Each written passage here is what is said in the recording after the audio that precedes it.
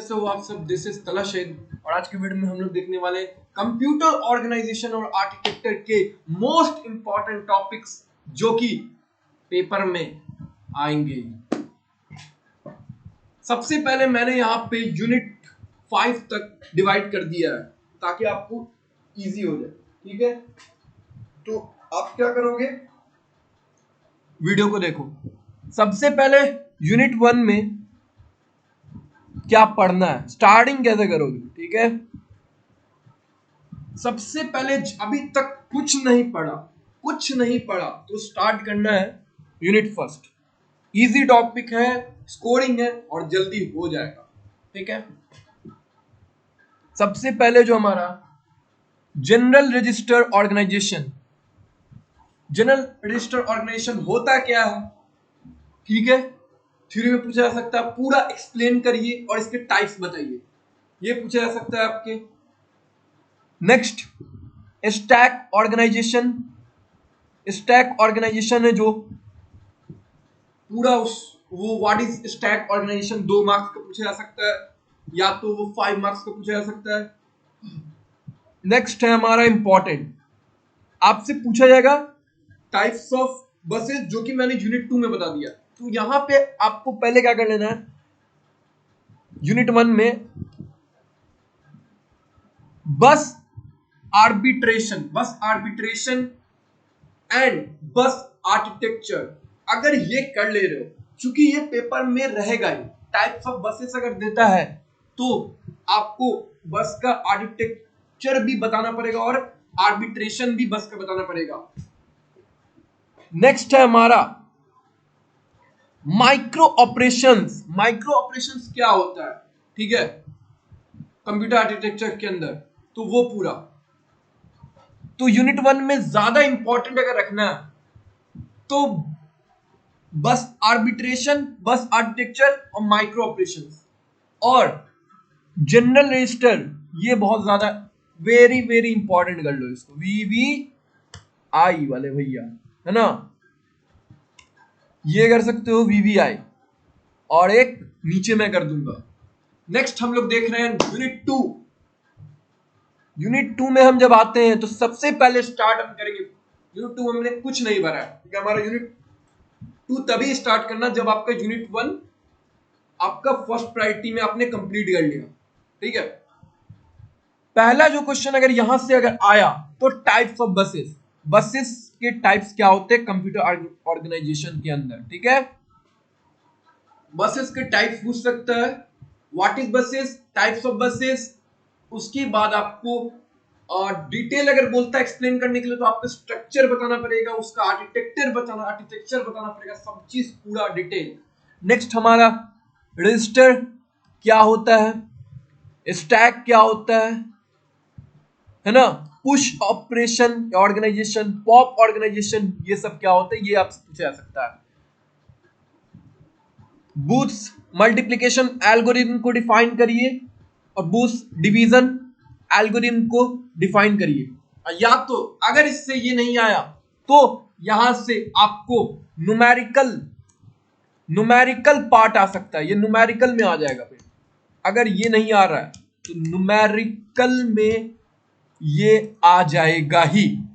ठीक है, नेक्स्ट हमारा जो IEEE stands for floating point number, इसको पूरा डिफाइन करिए, एक्सप्लेन करिए। इससे रिलेटेड क्वेश्चंस आपसे ये भी न्यूमेरिकल पार्ट में आपसे पूछा जा सकता है, न्यूमेरिकल पार्ट में।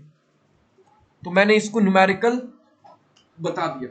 न्यूमेरिकल यहां से आपको boost multiplication algorithm and division algorithm और IEEE stand for floating point numbers, ये दो न्यूमेरिकल बन सकते हैं यूनिट 2 में और ये पेपर में रहेंगे। नेक्स्ट हम बढ़ रहे हैं हमारे थर्ड यूनिट में जो सबसे इंपॉर्टेंट है, तो आप स्टार्ट कर सकते हो इंस्ट्रक्शन साइकिल से। ठीक है, इंस्ट्रक्शन साइकिल क्या होता है एक्सप्लेन करने के लिए पूछ सकता है। नेक्स्ट है पाइपलाइनिंग एंड इट्स टाइप, ये बहुत ज्यादा आपके लिए इंपॉर्टेंट, तो इसको हम क्या कर लेंगे VVI। ठीक है, नेक्स्ट है इसका नेक्स्ट क्वेश्चन जो है ये आपके लिए इंपॉर्टेंट हो सकता है।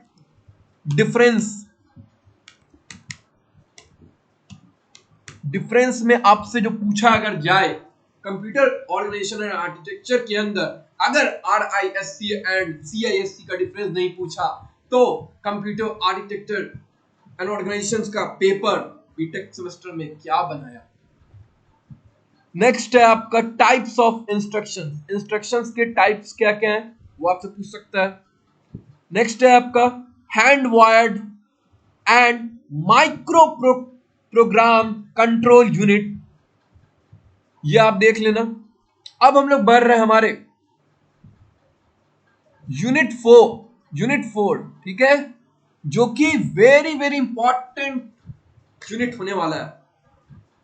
आपने ठीक है 1 2 कर लिया, अगर 4 कर लिया तो समझो कि आपके इजी स्कोर आ जाएंगे 30+। ठीक है, यूनिट 4 में हायरार्की ऑफ मेमोरी, ये इंपॉर्टेंट है। 2D एंड 2.5D मेमोरी, ये भी देख सकते हैं आप।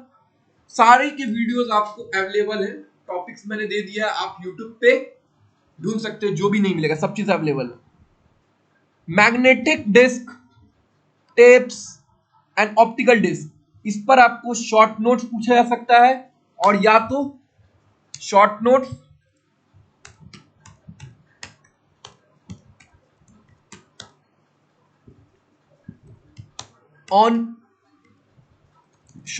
आपको पूछा जा सकता है, एंड एक्सप्लेन करिए इसको, ठीक है, ये आपसे पूछा जा सकता है। नेक्स्ट है जो कि बहुत इंपॉर्टेंट, न्यूमेरिकल आ गया आपका, आ गया, ये भी पेपर में रहेगा। LRUMRUFIFO numerical very very important है, इसको मार्क कर ही लेना। अगर यूनिट 4 तक आप पहुंच चुके हो तो ये न्यूमेरिकल कर ही लेना। तो ये आपका तीसरा न्यूमेरिकल हो गया। एक यूनिट 1 में नहीं, एक यूनिट 2 में है आपका न्यूमेरिकल, एक यूनिट 4 में है।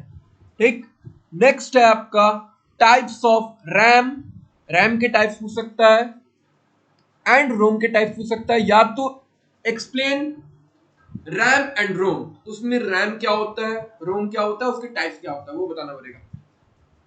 अगर फिर मैं बोलता हूं यूनिट 4 में कैच मेमोरी से क्वेश्चन अगर नहीं आया एक्सप्लेन करने के लिए, उसके पूरे डिटेल बताने के लिए फंक्शंस को, तो फिर क्वेश्चन में क्या आया। नेक्स्ट है आपका यूनिट 5, जो कि 4th जिन्होंने कर लिया, ठीक है, तो चाहते हैं कि और मार्क्स हमारा इंक्रीज कर जाए, तो क्या करें, यूनिट 5 भी हम कर सकते हैं, है ना। तो यूनिट 5 में हम क्या करेंगे, सबसे पहला पेरिफेरल डिवाइसेस क्या होते हैं, ये आपसे पूछा जाएगा पेपर में, हो सकता है इस बार जिसका होने वाला है जिनका। नेक्स्ट इनपुट आउटपुट इंटरफेस, सबसे इंपॉर्टेंट, एक्सप्लेन करिए पूरा with detail, structure, function, architecture, सब पूरा डिटेल। IO इंटरफेस आप लोग बोलते हो, I for input, O for output interface, इसको क्या कर सकते हो, VVIO, ठीक है। नेक्स्ट है डायरेक्ट मेमोरी एक्सेस, ये भी बहुत important, explain DMA,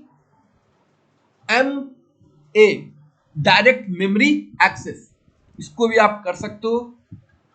interrupts and exceptions, ये भी इंपॉर्टेंट तुम सभी है, बट मैं जो VVI कर रहा हूं ना वो जरूर देख लेना अगर कुछ नहीं पढ़ा है तो।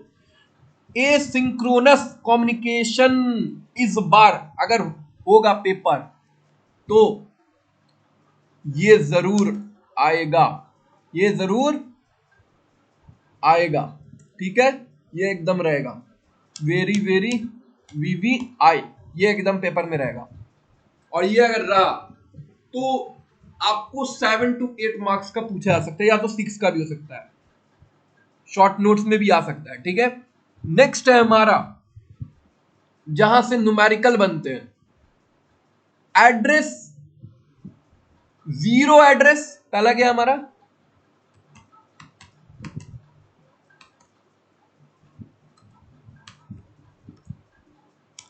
जीरो एड्रेस हमारा, जिनको जीरो एड्रेस आ गया निकाल लें। अब यहां पे वन एड्रेस तभी आगे निकालना जिनको आता है पॉप, ठीक है, पॉप आता है, ठीक है, जिन्होंने कंप्यूटर साइंस लिया हुआ वो पॉप आराम से बना सकते हैं, ठीक है, यूट्यूब पे मिल जाएगा। One address, two address and three address, इन पर न्यूमेरिकल आप जरूर देख लें, आने का चांसेस है। लास्ट जो टॉपिक है ये अगर नहीं आएगा तो फिर सिलेबस में कैच मैपिंग देने का कोई मतलब ही नहीं बनता, ठीक है। कैच मैपिंग ये एक्सप्लेन करने के लिए आ सकता है पूरा डिटेल, या तो आपको न्यूमेरिकल हो सकता है इससे रिलेटेड। तो मैंने आपके लिए यहां पे 5 यूनिट्स डिवाइड कर दिया कंप्यूटर ऑर्गेनाइजेशन एंड आर्किटेक्चर का। तो आप लोग अब जाओ और पेपर में अच्छे मार्क्स लाना जब भी आपका एग्जाम होगा। मिलते हैं नेक्स्ट वीडियो में। See ya, have a good day and bye, and share करो अपने फ्रेंड के साथ जिन्होंने अभी तक कुछ नहीं पढ़ा है। मैं गारंटी बोलता हूं इनमें से आपके पेपर में क्वेश्चंस आएंगे इन टॉपिक से, आप पढ़ के जाओ और कहीं भी 50 प्लस आप ला सकते हो semester BTech computer science branch के अंदर। बाय।